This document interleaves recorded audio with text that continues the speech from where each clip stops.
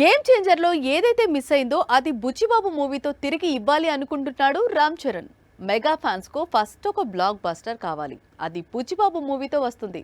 అలాగే game changer లో flash back Charan కు పేరు తెచ్చిన సినిమాకు డబ్బులు తీసుకురావాలి. అందుకే ఇప్పుడు బుచ్చిబాబు చిత్రంలో ఫ్లాష్ బ్యాక్ పెట్టి ఆ ఫ్లాష్ బ్యాక్ తో మూవీకి డబ్బులు వచ్చే ప్లాన్ లో ఉన్నాడు చరణ్. బుచ్చిబాబు మేకింగ్ లో తెరకెక్కుతున్న చిత్రంలో Ram Charan sports back drop లో నటిస్తున్నాడు.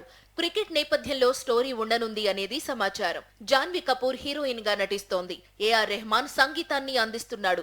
వీటన్నిటికీ మించి ఈ చిత్రంలో అద్దరిపోయే ఫ్లాష్ బ్యాక్ ఎపిసోడ్ పెట్టాడట డైరెక్టర్. రామ్ చరణ్ ఇటీవల విడుదల చేసిన గేమ్ చేంజర్ లో ఫ్లాష్ బ్యాక్ ఎపిసోడ్ ఉన్నప్పటికీ పెద్దగా వర్కౌట్ కాలేదు. చరణ్ కు మంచి పేరు తెచ్చిపెట్టినా బాక్సాఫీస్ దగ్గర హెల్ప్ కాలేదు.